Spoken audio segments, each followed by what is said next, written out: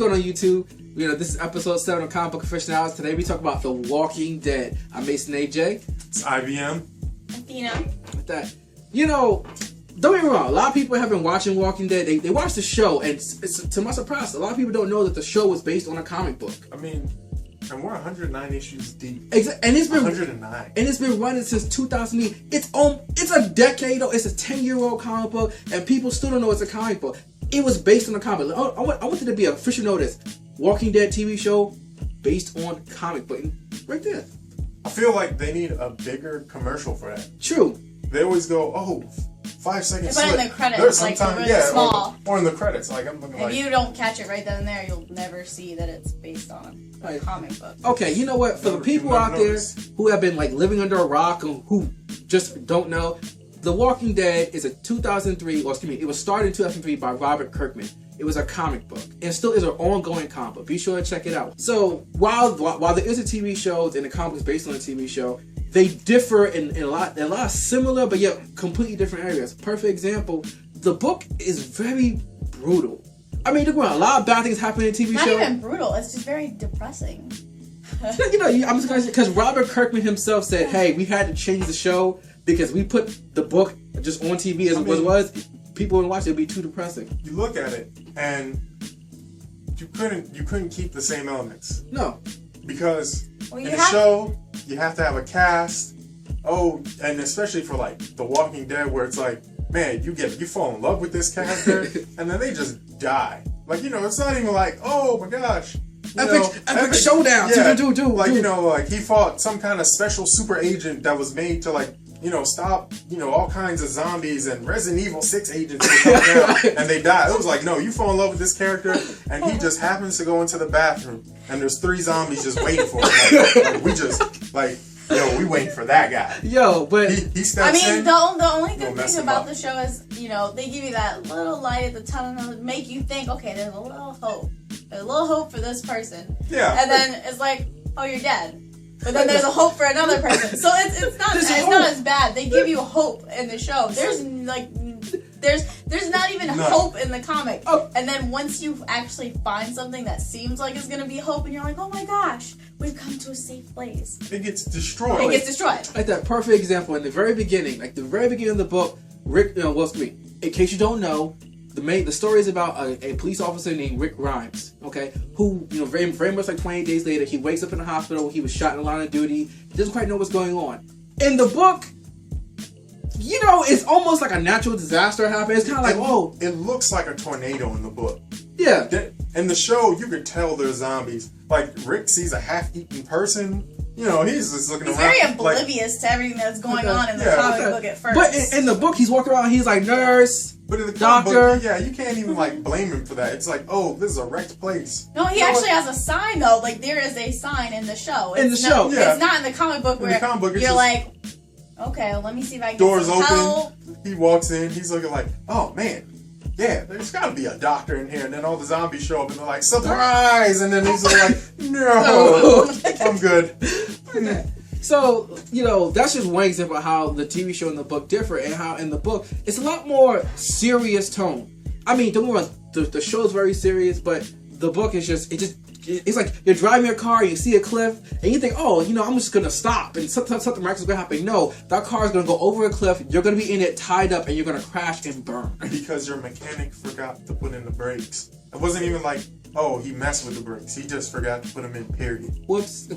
It was like, oh, there you go.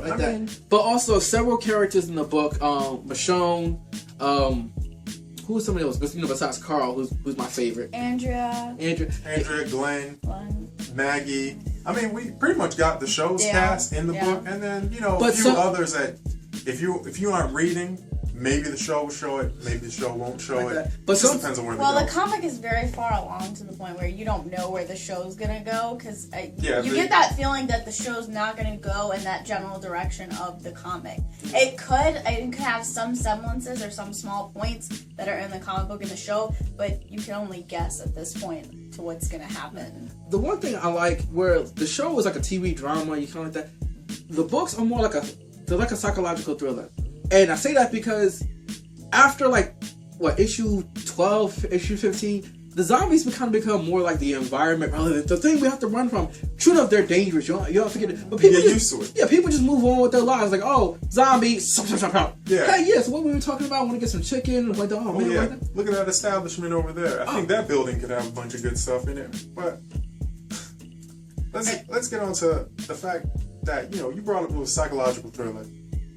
I think we really need to show that just the depths of the difference between what happens compared to the show and the comic book. Because, the show, you meet the governor, he's like a John Wayne type cowboy. Not a cowboy. You're just, you actually look at the governor, you're looking like, you're an alluring person. Wow. You're very welcoming. Yeah. In the comic, he looks like a pirate. Like, he just emits bad guy. A dirty pirate. Like, like a dirty. This is not Jack Sparrow. Like, oh, pirate, haha. This is like, no. I'm swashbuckler. I stab you and I take your gold. But, Rick comes in. He goes, oh wow, there's a town full of people. I think I'm gonna, I can finally, find a place for my group to come in and we can establish ourselves and work together to survive. The governor goes, hey buddy, how are you doing? You know what? Come over to my office. Brings him into the office and then goes, hey, was that your good hand? Yeah. Yeah, I'm taking that. Like that. And then in that one moment, it blew my mind because it made me realize that the main characters could be touched. If Rick, the main character, can be touched in such a gruesome way, nobody said Rick could die at any moment. And if Rick dies, then what about everybody else? That was one thing I liked that Robert Kirkman put it in. That for a zombie comic, it truly humanized that comic. Yeah. People always go through a story and they go, oh man, well, oh wow, the main character got hurt, but he's just gonna get back up and learn a new technique or do this and do that. Well, it's not like the generic, how generic tales are like, oh, the main character's fine, walks off in the sunset, no problem. Yeah, no. That's not the issue with The Walking Dead. It's like... And it was a problem. It was like, right. Oh, yeah. Everything that could go wrong would go wrong. Yeah, and then also, the thing like this, even after Rick gets out of the situation, or, we are way past that, you lost a hand in a zombie apocalypse. You are now missing your dominant hand. So even just regular things like pick up a bucket of water, eating. Writing a letter. Things that you would do in normal society that you don't do during a zombie apocalypse are hard. So just imagine now, you got 40 undead bodies beating down at the door and you're trying to go, oh my goodness. It's sloppy ass. It doesn't work out. Like that. Period. But also, another element of, another group of characters that really caused me to think about it was, this might be a minor spoiler for people who haven't read the book, is the cannibals. They had this huge build up to these characters where it was like, zombies don't hunt, but they do. Zombies don't stalk, but they do. And you got the sense that that these people were a person was following Rick's group, but you didn't know what was scouting them out, like that, looking for a weakness, like that. And then when they found that weakness, they captured Dale. Dale. They captured Dale, and they were like, "Yeah, we're just gonna eat you." These were regular people. Imagine your soccer mom and the death of Dale, like that. And she's like, "Yeah, so we were getting hungry, and so we ate our children." You're like, what? And then they broke it down. Yeah, they broke it down. They were looking like, well, in the wild, adult bears can always repopulate. But they'll sacrifice their cubs. So we basically did the same thing. We felt that as adults, we were fully developed, so we can make more children. Kind of like so they lost our their children. humanity. And not even that, they let go of their humanity because they're like, in order to survive in this world, we can't be humane. We have to.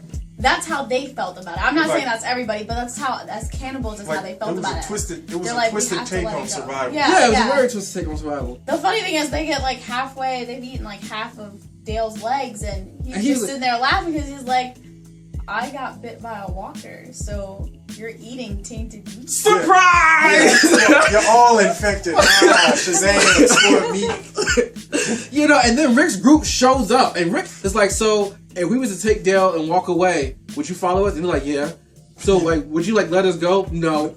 are you ever going to stop? No. He's like, oh, I just wanted to clarify that before we merge them. He's like, what? What? Yeah, the cannibals were looking like, wait, you just going to outright murder us? But they're so surprised because they're like, how can you be so humane and unjustified? And it's like, you ate your own children. What are you talking about? Exactly. How are you going to look at Rick's group and be like, oh, this is so unfair? Wait, you're going to judge me and then not look at your own actions? Right there.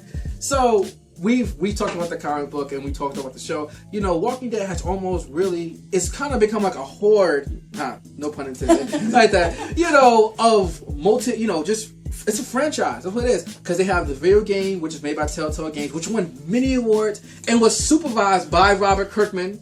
The ending, though, was named. Don't tell me. Don't tell me. It. I'm only on chapter 3. Don't ruin it for me, IBM. Okay. And then we also have, you know, an upcoming novel, you know, or if it had, maybe it's already out. I gotta double check on that. You know, from the governor's point of view, it's all about the governor, like that.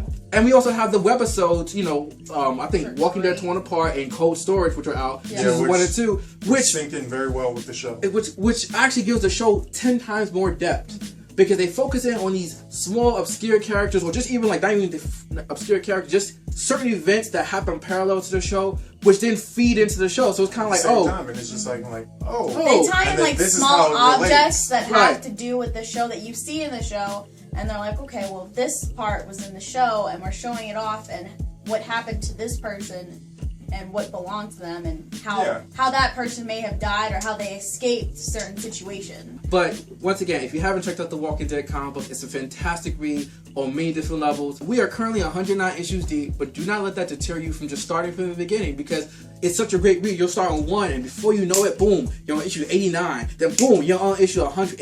It goes fast like that. And then you're asking for more, and they're looking like, oh no, next week. Like that. You know, be sure to check it out at comicbooklocator.com. Feel free to comment down below on your favorite moments in Walking Dead, what you hope in the series, who your favorite character is. We just genuinely want to know. Well, this is IBM reminding you that we actually shot this during the zombie apocalypse. And, you know, they're rushing me, but I gotta give you a proper ending. So, peace out, YouTube.